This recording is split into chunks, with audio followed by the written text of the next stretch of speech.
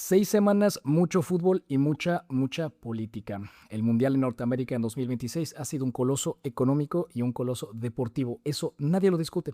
Pero también ha destapado muchas cosas que llevan años, a lo mejor sin nombrarse tanto. Vimos de primera mano la diversidad étnica y las realidades de la movilidad humana en 2026 reflejada en muchísimos equipos nacionales. Vimos niveles de corrupción que van en línea directa de la FIFA hasta la Casa Blanca. Vimos al equipo de un país en guerra con el anfitrión jugar sus partidos ahí, en territorio del anfitrión.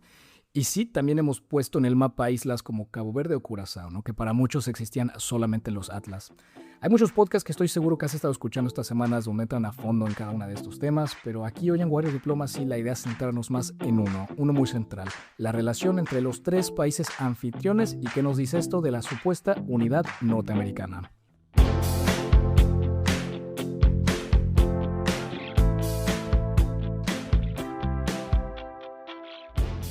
Hola a todos, Fabio Amada aquí, en vivo desde Bruselas una vez más, con muy pocas horas de sueño encima. Como lo comentamos en el episodio anterior, la verdad es que estos partidos a las 3 de la mañana tienen un precio fuerte. ¿Qué semanas han sido? Ya necesito que esto acabe para retomar la rutina. Hoy tengo muchas ganas de esta conversación, la verdad. Me acompaña alguien que conoce muy bien todo lo que vamos a tocar en esta región, en Norteamérica, sus procesos de integración económicos y políticos. Diego Marroquín, seas bienvenido aquí a World Diplomacy. ¿Cómo has estado? ¿Qué tal? Sé que estás allá en Estados Unidos. ¿Has llegado a ir a algún partido? ¿Cómo está el ambiente por allá? Gracias por invitarme, muchas gracias. No he podido ir a ningún partido, he estado siguiendo la negociación comercial entre México, Estados Unidos y Canadá, y cuando he estado en México los partidos son en Estados Unidos y cuando he estado en Estados Unidos los partidos son en México, entonces me los he perdido, pero los sigo siguiendo muy de cerca. Ahora diferente, dado que ningún país de Norteamérica está en el Mundial. Estamos grabando a miércoles a las 6:30. Estamos a 2 horas de ver si es Argentina o Inglaterra, ¿no? ¿Quién pasa a la final? España ya pasó. Yo vi el partido ayer con españoles y una bestialidad, una locura. Me tocó ver un partido también en España, el de Cabo Verde, así que no fue gran cosa, pero bueno. Para aquellos que no conocen a Diego y su trabajo, él es un experto de comercio, también en específico del comercio en el Tratado de Libre Comercio de Norteamérica. Lo vamos a analizar bastante hoy. Es investigador en el CSIS y fundador también de una non-profit que se llama North America 3.0 y de un Substack que se llama North America Compass. Dejaremos los enlaces aquí en la descripción del podcast. Y Diego, yo llevo siguiendo tu trabajo hace un rato, estos últimos podcasts que me estuviste mandando, y creo que tenemos mucho de qué hablar. No quiero repetir las cosas que ya has hablado ahí, entonces la idea es elaborar un poquito más allá, ¿no? Y para que los oyentes tengan una idea por dónde vamos a llevar el hilo conductorio, yo que lo primero es una breve introducción sobre cómo el Mundial puede ser un tipo de espejo, ¿no? Como que qué nos dice este torneo del mundo que lo organiza, de la relación entre estos tres países, todo lo que la FIFA intenta proyectar y a lo mejor no lo hace o lo hace por otras vías. Luego vamos a entrar un poco por el tema económico, ¿no? El tema central de hoy, el USMCA o el TEMEC. Todo esto, ¿no? Los aranceles, cadenas de suministro, lo que sostiene o a lo mejor no sostiene la integración norteamericana. Luego por arriba pasar un poquito sobre la retórica, la diplomacia, ¿no? ¿Cómo está el estado de esta relación entre México, Estados Unidos y Canadá? Y al final, pues simplemente tocar un poquito nuestras conclusiones para dónde van las cosas, el futuro de la región y bueno, una que otra idea más. Así que Diego, yo creo que eso sería todo. Simplemente antes de entrar en materia es un rápido agradecimiento a todo el mundo que nos escucha, de verdad. Si este podcast les gusta, les aporta algo, pues no dejen de ponernos una valorización o poner un comentario, una pregunta. A nosotros nos ayuda mucho eso. Diego, así que entrando en grano, lo primero, ¿cómo ves el mundial? ¿No? Uno de los eslogans es United as One, ¿no? Unidad, comunidad, un continente, el torneo, pero yo creo que en realidad no estamos ahí, ¿no? ¿Cómo ves esta ironía, por así decirlo, el tema principal de hoy? Pues sí, el Mundial, cuando se negoció la participación conjunta de México, Estados Unidos y Canadá, era un momento político totalmente distinto al que enfrentamos ahora. Eso fue 2017, 2018. Era una oportunidad única en términos de diplomacia pública. Es lo que necesitaba la región como para relanzarse a nivel mundial. Cuando se pensaba esto, por ejemplo, en el escenario ideal era lanzar el mundial como Norteamérica, extender el tratado comercial de Norteamérica y por fin, finalmente, o sea, el tema de Norteamérica siempre ha sido una realidad económica sin un proyecto político. Y el mundial del 2026 para muchos era una oportunidad única para cimentar los pilares de este proyecto político y eso nunca se dio. Lo que se dio es lo contrario.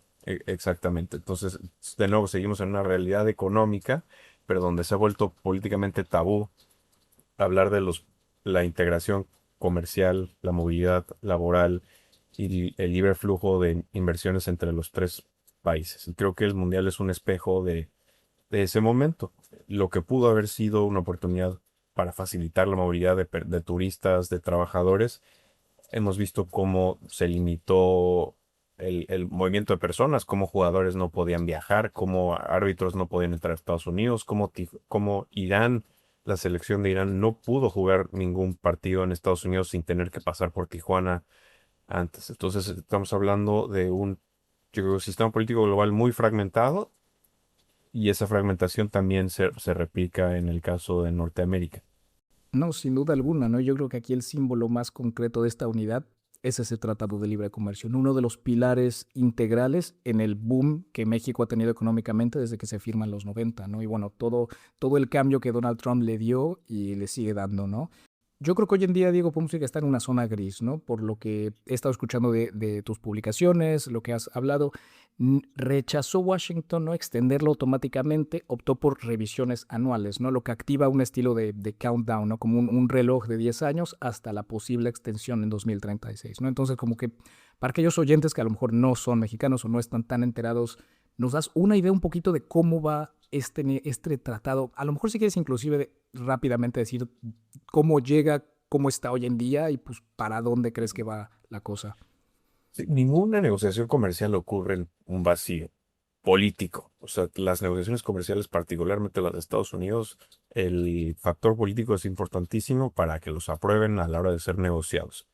El TEMEC, el Tratado México, Estados Unidos, Canadá, es el motor de crecimiento principalmente de México, pero también de Canadá. Sigue siendo importantísimo para Estados Unidos. México y Canadá son sus socios comerciales número uno y número dos son más importantes que China, por ejemplo. México es el país que más le compra a Estados Unidos de todo el mundo, pero también el país que más le vende. Y todos esos flujos de comercio y de inversión se manejan a través del tratado. Este tratado es importantísimo. En dólares se comercian más de 2 billones de dólares al año. En inglés es trillion, es decir, 3.8 millones de dólares cada minuto que pasa comercian los tres países. Entre 5 y 13 millones de trabajos en Estados Unidos dependen de sus vínculos comerciales con México y con Canadá. O sea, no estamos hablando de poca cosa. La diferencia de este tratado comercial con cualquier otro, los que tiene la Unión Europea con cualquier otro país de las Américas o los que tiene México con otros países, es que este tiene una cláusula de revisión. Cada 6 años el tratado se tiene que revisar. Si la revisión es exitosa, es decir, si los tres países deciden el tratado está funcionando, lo podemos extender, se extiende 16 años más. Ese es en el caso ideal. Esta cláusula podría ser también para mejorar el tratado. Puedes usar la revisión para escribir nuevos capítulos, para modificar ciertos capítulos, mejorar el tratado, hacerlo más fuerte. O también, que creo que es el caso, puedes usar la cláusula de revisión para presionar a los otros socios comerciales a hacer concesiones, que creo que esto es lo que estamos viendo en este momento. Un ejemplo interesante, por ejemplo, el NAFTA, que es el predecesor del TEMEC, se firmó en el 94. En el 94 el Internet apenas estaba siendo adaptado por la mayoría de la población, entonces no había un capítulo de comercio digital. Con el TEMEC que se firmó en el 2000, que se implementó en el 2020. Ahora estamos en 2026, el TEMEC no tiene un capítulo, por ejemplo, de minerales críticos o un capítulo sobre inteligencia artificial. Si uno fuera más estratégico y si viera la utilidad que tiene este tratado para Estados Unidos, para México y para Canadá, uno pensaría que los tres países buscarían modernizar el tratado. Lo que estamos viendo ahora es más un proyecto de Estados Unidos para ejercer presión. El presidente Trump es un negociador permanente y lo que quiere es usar esta revisión extensa, esta negociación más larga, para presionar a México y a Canadá a que les den concesiones en distintas industrias. El tratado no se acabó a pesar de que Estados Unidos no quiso extender este año. Hay TEMEC por lo menos hasta el 2036. Pero cada año que pasa sin que los tres países decidan extender, pues hay menos incentivos para invertir, hay más incertidumbre, y eso ya se ve en México y en Canadá. En México se perdieron 300,000 trabajos en el sector automotriz el año pasado. Canadá entró a lo que se llama recesión técnica en materia económica. Entonces, los efectos de la incertidumbre ya se ven. Entre más largo es este proceso, más doloroso va a ser para los tres países, incluyendo Estados Unidos. Claro, sí, no, comparto el análisis. Al final creo que vemos la misma tendencia de cómo opera, ¿no? La administración de Donald Trump, que es esa visión transaccional, ¿no? Y sí utilizar cada herramienta en su arsenal político, militar y económico para forzar a los otros países, a cualquier otro adversario, a doblarse ante sus intereses, ¿no? Entonces hace el completo sentido que Donald Trump iba a apretar las tuercas para tener más concesiones tanto de Canadá como de México, ¿no? Y fíjate, yo creo que ya el factor Trump juega muchísimo, ¿no? Si hubiéramos tenido un desarrollo político distinto estos últimos 10 años, si hubiera sido otro candidato, otro presidente, probablemente sea distinta la cosa, ¿no? Entonces te quisiera preguntar de ese factor, ¿no? De Donald Trump, ¿cómo crees que su manera de llevar a cabo la política exterior de Estados Unidos hacia México, hacia Canadá, cambia las cosas? ¿Tú crees que, bueno, también al final le quedan 3 años más, pero estas ideas de una u otra manera seguirán moviéndose en Washington, ¿no? Entonces, ¿cómo crees que esta época política que pues, tú estarás viviendo allá en Washington y sabrás mejor que yo, está impactando cómo la región se mueve? Sí, el factor Trump es importantísimo. O sea, la persona que va a tomar la decisión para extender el tratado otros 16 años más, si llegamos a eso, que sigo creyendo que es lo más probable, dado lo importante que es el tratado para Estados Unidos también, es Donald Trump. México y Canadá pueden convencer al sector privado, la oficina del representante comercial, a la Secretaría de Comercio de Estados Unidos, pero si no tienen el beneplácito, el yes de Trump, el TEMEC no se va a extender. Puede incluso acabarse, uno de los tres países puede salirse. Entonces eso es claro. Regresando a la cláusula de revisión, el presidente Trump estaba muy molesto con NAFTA, con el Telecán en el 93, del 93-94, porque una vez que se negocian los términos, esos siguen indefinidamente. Eso es muy bueno para la inversión porque sabes cuáles son las reglas del juego. Pero para alguien como Trump, él no busca que las reglas sean estables. Él busca modificar las reglas siempre y cuando esa modificación le dé más leverage, le da más influencia, le dé más peso a la economía de Estados Unidos. El presidente Trump no está buscando un escenario en donde de ganar, ganar, ganar entre los tres países, sino de que Estados Unidos gane más que México y que Canadá, o que Estados Unidos gane a pesar poco y que México y Canadá tengan costos y pérdidas. Eso es a lo que nos estamos enfrentando. El presidente Trump negoció esta cláusula de revisión. Esta es una idea de su administración y no lo vieron, yo creo, como un mecanismo para fortalecer el tratado, sino una herramienta de presión continua. Tienes por lo menos 10 años de revisiones donde puedes exigir a las partes más pequeñas en la relación comercial a ceder en reglas de origen, que es lo que tiene que cumplir cada exportador para no pagar aranceles, por ejemplo, en el mercado energético, en temas laborales.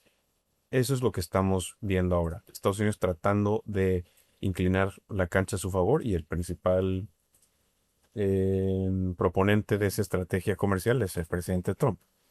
Claro, y hemos visto igual cómo la relación persona a persona, líder líder, también afecta muchísimo cómo Donald Trump lleva a cabo su agenda, ¿no? Y creo, tú me dirás también cómo lo ves, pero de los líderes del mundo, yo creo que Claudia Sheinbaum es uno de los pocos que no se han llevado la pala tan dura, ¿no? Digo, obviamente una cosa es la parte pública, las declaraciones, esa relación, otra cosa es cómo los acuerdos pasan detrás de las puertas, ¿no? Y cómo va a nivel técnico la cosa, pero yo no sé qué tipo de seguimiento le dieron a la Cancillería, a la presidenta, pero México yo pensaba honestamente que le iba a ir mucho peor de cómo le está yendo. No sé si tú compartes ese análisis o si tienes ahí, no sé, un insight peculiar de cómo es que no nos están dando tan duro como por lo menos aquí a Europa, ¿no? Un aliado tradicional y Donald Trump se ha ido a muerte, ¿no? La gente aquí en Bruselas está asustada de para dónde van a ir las cosas, ¿no?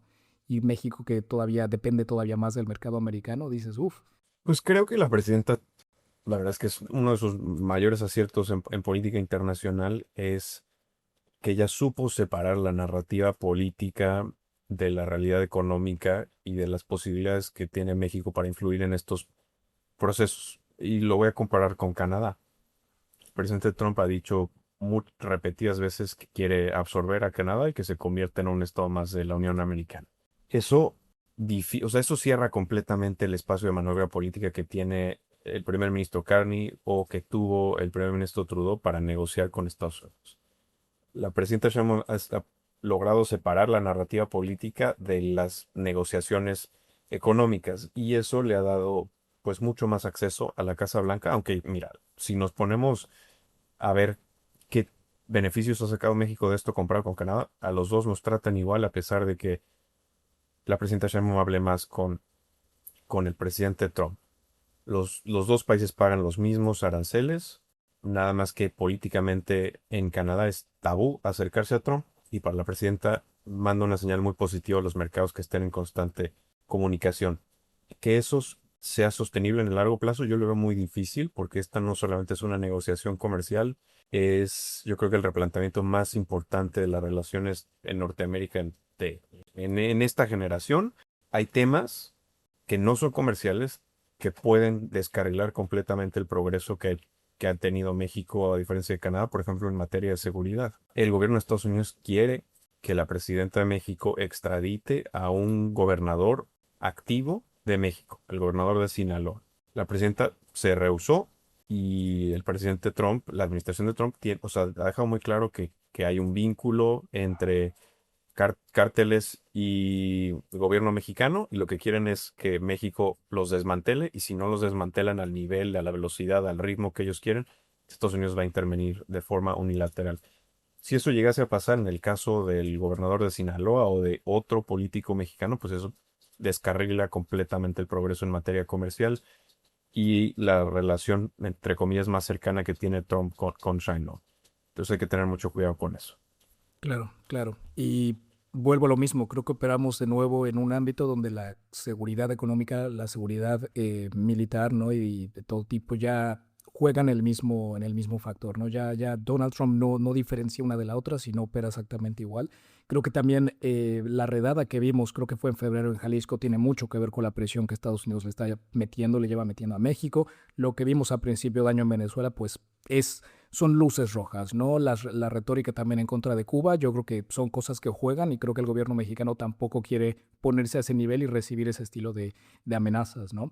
Y Diego, otra cosa que es más interesante mencionar, digo, no tiene el mismo peso, ¿no? No es la misma intercambio económico, pero este acuerdo que se actualiza entre la Unión Europea y México igual hace unas semanas, creo que fue ratificado por el Parlamento Europeo y el Consejo igual hace una semana o dos, también es parte de este intento de las potencias medias de países pequeños, bueno, pequeños más limitados que Estados Unidos a diversificar y no perder tanto. Y creo que es una tendencia que vemos en más lugares, ¿no? La India y la Unión Europea también hicieron un acuerdo, me parece que también Canadá con otros países, con la India, igual están tratando de diversificar, ¿no?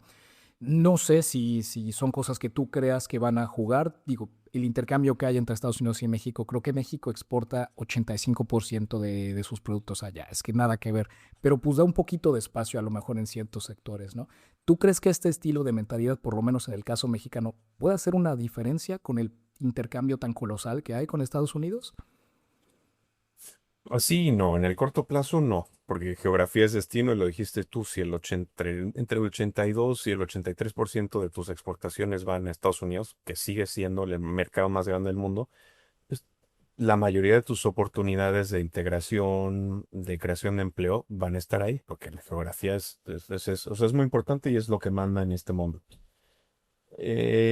Comparando la estrategia comercial de México con la de otros países, no son tan diferentes en realidad. O sea, que a México queda muy claro que la mayoría de sus oportunidades están en Estados Unidos, Canadá también, pero creo que también se dan cuenta de que tienen que reducir su potencial de coerción económica. Es decir, qué tan expuesto estás tú a la coerción económica, no solamente de Estados Unidos, pero también de China o de cualquier otro bloque o país que pueda ser antagonista. Esto que estamos viendo ahora no es nuevo, empezó en el 2018. En el 2018, la primera presidencia de Trump, hubo un rompimiento muy fuerte con el sistema comercial como lo conocemos. O sea, que se profundizó con la segunda presidencia de Trump, pero desde ese momento, tanto México como Canadá y otros países en la Unión Europea están buscando diversificar su matriz de exportaciones, están buscando tener nuevos socios comerciales y de inversión, porque lo que quieren de nuevo es que no haya un solo actor que tenga tanto peso en tus decisiones de política interna y también a nivel internacional. Entonces, si se dice que México está que está poniendo todos sus huevos en la canasta de Estados Unidos es parcialmente cierto porque esa es la realidad en este momento, pero también se está haciendo mucho trabajo con la Unión Europea, como dijiste ahora, ¿no? Muy pocos países tienen el nivel de apertura económica que tiene México a nivel mundial. México tiene tratados de libre comercio con 54 países, o sea, incluidos los de la Unión Europea. Lo que pasa es que es un proyecto de mediano largo plazo. Quizás Canadá es más público a la hora de decir que está diversificando sus relaciones para evitar esta dependencia económica, pero México y otros países, la India, también lo están haciendo. Claro, claro. Y mira, qué interesante que traes también a China, ¿no? El actor, el otro gran titán geopolítico y económico a la conversación.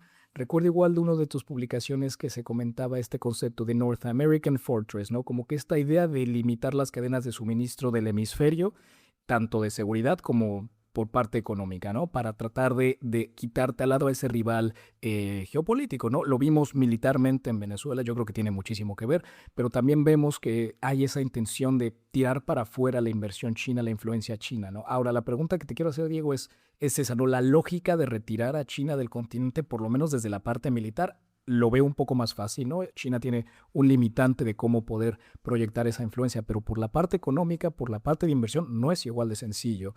Entonces, ¿tú crees que sí se está consolidando, tratando de construir esta alianza anti-China? ¿Crees que puede ser factible? Pues mira, hay que verlo, como dices tú, por el lado económico y por el lado político. O sea, si tú pones en un mapa de América Latina quién era el principal socio comercial de todos los países del hemisferio hace 15 años y lo comparas con el de ahora, o sea, en el anterior, la mayoría de los países tenían a Estados Unidos como su principal socio comercial y de inversión. Este año está claramente dividido entre lo que es Centroamérica y Norteamérica, en donde Estados Unidos tiene tratados comerciales con la mayoría de estos países, en donde Estados Unidos es el principal socio, pero de Centroamérica para abajo, Estados Unidos no tiene el nivel de influencia ni el peso económico y político que sí llegó a tener hace 10, 15 años. Eso es por descuido, eso es y también por la estrategia de China, que es que ellos sí tenían muy claro que querían encontrar mercados de exportación y que había un proyecto geopolítico detrás de todas las inversiones que China ha tenido en la región. La misma razón por la cual la huella económica de China en México, en Honduras, en Guatemala no es la misma que en Brasil. Si hoy Estados Unidos amenaza a Brasil con aranceles, pues Brasil tiene muchos vínculos comerciales con sus socios de Mercosur, pero también con China. Entonces, Estados Unidos no tiene el peso que sí tiene en México y en Canadá. Y ahora, en el tema de la fortaleza en Norteamérica, eso es algo que he empujado yo desde el año pasado. Hay muy pocas cosas en las que hay consenso en Washington y me atrevería a decir que ahora mismo la principal, si no es que es la única, es China. Tanto demócratas como republicanos en Washington están de acuerdo que China es un reto muy grande y que tienen que enfrentarse de forma inmediata. Los demócratas tienen sus herramientas, los republicanos tienen las otras. Los republicanos piensan más en términos de seguridad nacional, los demócratas están pensando más en, por ejemplo, temas laborales, de trabajo forzado y demás. Y pues obviamente México y Canadá son parte del vecindario inmediato de Estados Unidos. La idea de una fortaleza en Norteamérica es tener un perímetro alto hacia afuera, pero que los flujos de personas, de inversiones, de comercio sean completamente libres. Para eso México y Canadá tienen que fortalecer sus políticas de seguridad económica. Seguridad económica es de nuevo este concepto de reducir tu vulnerabilidad a un solo proveedor, a un solo estado, a una sola economía, su capacidad que si tu dependencia es muy grande, esta economía puede influir en cualquier decisión de política pública, ya sea interna o internacional. Si Estados Unidos se alinea con sus socios más cercanos, pues es mucho más fácil que no haya aranceles adentro de Norteamérica. Eso también ayudaría a Norteamérica a ser más competitiva frente a China, frente a la Unión Europea. Lo que yo he tratado de decir en Washington es que Estados Unidos no puede competir con China solo. Necesita la mano de obra mexicana, necesita los insumos y manufacturas mexicanas, necesita el acero, necesita el aluminio de Canadá, necesita el petróleo de Canadá, porque de otra forma Estados Unidos ya no tiene de nuevo, los recursos, la tecnología, el capital humano que sí llegó a tener el siglo pasado para competir de tú a tú con China. Y si lo quiere hacer, y si quiere competir con China, lo necesita hacer de la mano de México y de Canadá. Y de ahí viene este concepto de una fortaleza en Norteamérica. Ahora, la fortaleza en Norteamérica solo funciona si también le das este concepto de palos y zanahorias. O sea, Estados Unidos castiga mucho a México y a Canadá con aranceles, pero no les está dando incentivos, no les está dando cosas positivas para fomentar esta estrategia de fortaleza. Claro.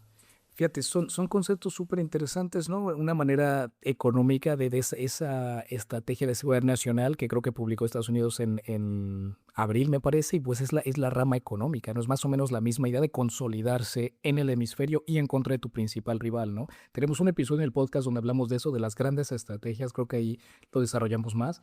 Y hace poco, Diego, creo que te lo pasé, no sé si lo habrás escuchado, pero hicimos la guía política de América Latina, ¿no? Y digo, era un poco más centrado en Sudamérica y la relación, usando las elecciones de Colombia como un hilo conductor, pero hablamos mucho de la diplomacia del barco armado, ¿no? Gunboat diplomacy, y cómo Estados Unidos hace mucha coerción militar y económica y política también a los países del continente, y esto ha sido pues básicamente la historia de nuestra región desde, desde que empezó todo esto hace 200 300 años, ¿no?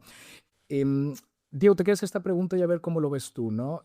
Para luego ya pasar a conclusiones. Si pudieras recomendar a nuestro gobierno, a la administración mexicana, cómo llevar a cabo sus relaciones con Estados Unidos, tanto a nivel económico, a nivel político, tampoco muy técnico, muy tal, pero en principios, ¿qué le dirías a un actor como México para que no le vaya tan mal como le está yendo a la mitad del mundo? Bueno, hay que ser muy estratégicos. En primer lugar está el componente personal. Creo que a diferencia de otras negociaciones comerciales como la que México tuvo en los noventas, importa mucho l- lo que México haga en la Casa Blanca, lo que haga en el Departamento de Comercio y lo que haga con la oficina del representante comercial. Entonces, no descuidar eso, y eso creo que lo han hecho bastante bien. La otra es ser estratégico en términos de tiempos. Ahí está, o sea, tener mucho cuidado del calendario político y el calendario económico. Puedes, como político en México, pensar que una negociación corta puede ser mejor para la carrera política de alguien o para el desempeño de un partido, el partido en el poder. Sin embargo, eso puede tener consecuencias muy importantes en el largo plazo. Es decir, no apresurar la negociación si el resultado de la misma puede reducir tu competitividad, puede traducirse en menos empleos en México. Y eso los canadienses lo tienen muy claro.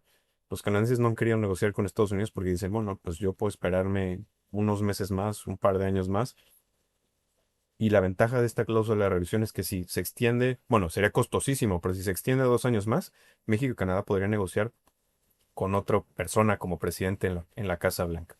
Entonces, jugar con el tiempo, jugar con el aspecto político, también tener mucho cuidado con el tipo de concesiones que se dan de aquí en adelante. O sea que nos queda muy claro que va a haber concesiones, porque Estados Unidos es la economía más grande de los tres, y a pesar de que Estados Unidos necesita el tratado para combatir la inflación, que en Estados Unidos es la elección de la inflación, estas elecciones intermedias, México y Canadá pues sí van a tener que hacer concesiones, pero hay que tener mucho cuidado en qué tipo de concesiones. Pueden vender ciertos cambios en sus políticas en Estados Unidos para que Estados Unidos los vea como un win sin que necesariamente sean una pérdida importante para Estados Unidos. Pensando para ellos, para esos países, por ejemplo, el tema de Fortress North America, el tema de la seguridad económica. Puedes lograr extender el tratado si México, por ejemplo, se compromete a monitorear las inversiones no norteamericanas en la región. Es decir, si Huawei quiere invertir en telecomunicaciones, pues México va a tener un mecanismo que el gobierno mexicano dirige, es decir, completamente soberano, entonces donde México decide qué tipo de inversiones le convienen, o sea, geopolíticamente y también económicamente. Eso es un win-win-win, a diferencia, por ejemplo, tener una nueva cláusula en el TEMEC que restrinja el contenido mexicano y canadiense en la producción de coches. Eso sería completamente diferente y creo que eso sí, o sea, sería ponerte un techo a la capacidad que tienes tú como país de producir, de emplear. Entonces hay que tener mucho cuidado también en el tipo de concesiones que se hacen. Y por último, que mi recomendación a una administración mexicana es habla con Canadá, está cerca de Canadá. Hubo un cisma, un rompimiento importante entre Canadá y México en el 2024, cuando el primer ministro Trudeau básicamente dio a entender que Canadá estaba dispuesto a negociar de forma bilateral con Estados Unidos, estaba cayendo en la trampa de Trump de dividir Sí. y vencer, y nos tomó varios meses, más de un año, o sea, recuperar y construir esa relación que México y Canadá tenían, no desaprovecharlo. La mejor oportunidad que tienen México y Canadá para defender el status quo, para defender lo logrado en este tratado que ha sido muy positivo para los tres países, es yendo juntos. Habrá temas en donde Canadá y Estados Unidos tienen problemas, por ejemplo, en comercio de lácteos o en impuestos a servicios digitales, piensa tú en un Netflix, eso es estrictamente bilateral entre Estados Unidos y Canadá. Pero, por ejemplo, reglas de origen, la relación con China. Si Estados Unidos perdón, si México y Canadá no se ponen de acuerdo, Estados Unidos pues tiene todas las de ganar. Claro, no, sí es una manera súper interesante de verlo, ¿no? Al final son tres actores y es verdad que tanto Canadá como México están en la parte de recibir golpes, ¿no? A manera igual o inclusive peor. Canadá, la verdad es que puf, les han pegado duro. Diego, yo creo que es momento de terminar, ¿no? Hacer un poco de conclusiones para dónde va la cosa. Yo creo que hacer estos diagnósticos es sencillo, ¿no? Es fácil señalar pues las cosas que no van, ¿no? En este eslogan de United as One es fácil ver las grietas, pero luego es difícil tratar de construir. Creo que ya nos diste tres excelentes recomendaciones por dónde tirar la cosa. Así que yo te quisiera preguntar, igual, así como terminas la conversación, ¿para dónde lo ves? Pero a lo mejor entrando desde un ángulo muy geopolítico, que es lo que hablamos acá en Warrior Diplomacy, ¿no? Y fíjate, es hacer un análisis del rol de México, de América Latina, en esta lucha entre las dos potencias, ¿no? Los americanos y los gringos. Yo creo que es un lugar bien interesante a tener, ¿no? Mi teoría o la manera en la que yo lo veo, no sé si tú la compartirás, es un poco del realismo periférico, ¿no? Entender la jerarquía del poder, tienes tus países fuertes, tus países medianos, y los débiles. La realidad es que América Latina está en esa parte pues mediana baja y entendiendo dónde te posicionas, cómo juegas tus cartas, ¿no? Depende de mil cosas, ¿no? Una muy interesante son los minerales críticos, creo que es algo que no tocamos tanto, pero es un sector elemental. De hecho, la pequeña guerra comercial que hubo entre los americanos y los chinos se termina porque China le corta ahí el suministro o amenaza de cortar el suministro de los minerales críticos. Tenemos un episodio de ello, lo dejaremos. Entonces, como que esto es importante, estas cositas que tienen los países para jugarla, ¿no? Entonces, el rol de América Latina y México en esta lucha, ¿por dónde la ves? Y ya para terminar un poco, si hablamos de bloques, hablamos de división, y si el mundo se está pues volviendo a construir en distintos bloques, ¿cuál es el rol de Norteamérica? ¿No? Vemos una Europa que está tratando lentamente y tal, pero de ponerse más en concreto. Vemos un Asia también que intenta y con la ASEAN consolidarse, el Mercosur. Pero América del Norte, teniendo al lado a la hegemonía depredadora de Donald Trump, no sé qué futuro le ves a nuestra región. Empezaría con lo último que dijiste. O sea, yo me considero un optimista, pero un optimista cauteloso. Yo lo llamo, es un proceso como de hibernación en este proyecto de integración económica que hay entre los tres países. Hablar de integración es políticamente tabú en Estados Unidos, pero la realidad es que Estados Unidos de nuevo no puede competir con China, sin México y sin Canadá. No puede tener un costo de vida, eh, no puede, no puede combatir la inflación sin México y sin Canadá. Entonces, pues hay que seguir empujando esta narrativa poco a poco. México y Canadá tienen que activar a sus champions, a sus defensores en Washington, con el sector privado, o sea, con todas las industrias, con congresistas que les queda muy claro la importancia de estos vínculos económicos. Y tarde o temprano, o sea, no va a ser este año, no va a ser el año que sigue quizás, este proceso rápido de integración va a recuperar el ritmo. Estamos de nuevo en un proceso de hibernación donde bajamos el ritmo, pero seguimos comerciando más todos los días. O sea, va a ser muy difícil, si no imposible, que alguien comercie más con Estados Unidos que México o que Canadá. O sea, China, de nuevo, eso ya, China como socio comercial número uno de Estados Unidos, eso ya nunca va a volver a pasar porque esa es la realidad geopolítica. Ahora, pensando en los otros países, estamos en un proceso geopolítico interesante en donde todas las agendas de una relación bilateral ya no actúan por separado. Antes, por ejemplo, Colombia o México, cuando tenían que hablar con Estados Unidos, el Gabinete de Seguridad de México hablaba con el Gabinete de Seguridad de Estados Unidos. El Gabinete de Migración de Colombia hablaba con el Gabinete de Migración de Estados Unidos. Ahora todo está sobre la misma mesa, todo está en la misma cubeta. Y eso, pues, del lado de Estados Unidos genera muchos más puntos para Estados Unidos presionar y exigir cosas, pero también del otro lado, o sea, del sur global, de las potencias medianas como México, como Canadá, también te da más cartas para negociar. En el caso del tratado comercial, pues no solamente está el lado comercial, está el lado de seguridad que hablamos hace rato, está el tema del agua compartida entre ambos países, está el tema de los flujos energéticos. Si México sabe jugar bien sus cartas, puede ayudar un poco a rebalancear la mesa, que ahora mismo está inclinadísima a favor de Estados Unidos, pero no hay que creo que a veces se piensa que México y otros países no tienen el nivel de influencia que sí tienen con Estados Unidos. El chiste es saberlo activar en momentos muy específicos. En México quizás en minerales críticos no lo tiene, pero sí lo tiene en temas de nuevo, el costo de la vida en Estados Unidos, pero por ejemplo, Argentina, Brasil, Chile tienen muchos minerales que Estados Unidos no tiene y que tampoco tiene la capacidad para refinar. Entonces, este tipo de alianzas, usar estas agendas para tener más acceso a Estados Unidos, para rebalancear sus relaciones, pues son cosas que se tienen que aprovechar y que se van a aprovechar independientemente de cómo vaya los vientos políticos. Por ejemplo, ahora mismo El Salvador, Colombia, tienen relaciones mucho más cercanas a Estados Unidos porque son líderes de derechas y porque Trump privilegia esas relaciones sobre las demás.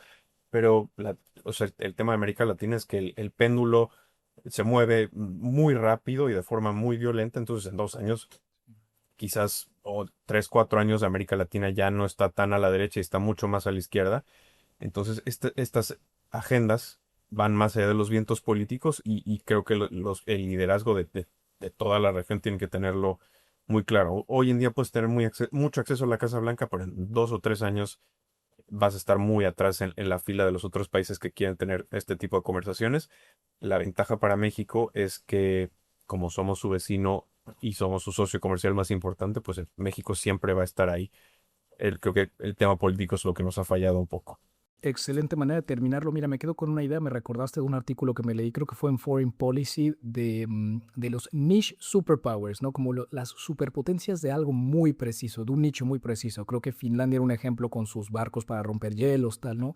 Y pues con los minerales críticos, lo que mencionabas, ¿no? Cada país, ya sea de América Latina o del mundo, tiene algo que puede ser la diferencia, ¿no? Entonces, saber jugar sus cartas con esas cosas te puede ayudar en la negociación, en el ecosistema transaccional que hoy opera el mundo gracias a la visión que tiene la Casa Blanca, ¿no? Diego, ha sido un gustazo, de verdad, muchísimas gracias. Creo que dejas bastante claro muchas ideas. Dejaremos enlaces a este otro podcast que me pasaste con Detroit Guys, a tus publicaciones, porque creo que tienes un trabajo genial. Y bueno, esta fue nada más una conversación un poquito por arriba, ¿no? Pero estoy seguro que ahí la gente interesada puede indagar todavía más. No, muchísimas gracias, me la pasé muy bien. Si les interesa escuchar más y leer más sobre temas de seguridad económica, aranceles, les recomiendo mucho el Substack. Norteamérica Compass, les compartimos el link y bueno, de nuevo gracias por la invitación y que gane el mejor en este mundial. Total, Una de, total. un- una de las cosas que se me olvidó comentar es que en este ambiente de incertidumbre global, a México y a Canadá, bueno, hace unas semanas nos queda perfectamente claro cuántos partidos nos faltaban para llegar a una posible final. Lo que no sabemos en ambos países y en el resto de la región es cuántas rondas de negociación nos quedan para tener una relación más estable con Estados Unidos. Entonces, en este ambiente de incertidumbre, vamos a tener que hacer muchas cosas para llegar a un punto más estable, que yo creo que lo lograremos, pero no en los siguientes meses. Pues sí, ¿verdad? A veces uno cree que lo más difícil es llegar a ese quinto o sexto partido y la verdad es que no. Las verdaderas dificultades se juegan en otras canchas. Digo, que tengas una buena tarde. A ver qué tal, cómo le va Argentina e Inglaterra al rato, pero bueno, yo seguramente voy a estar apoyando a España. Un abracito. Nos vemos.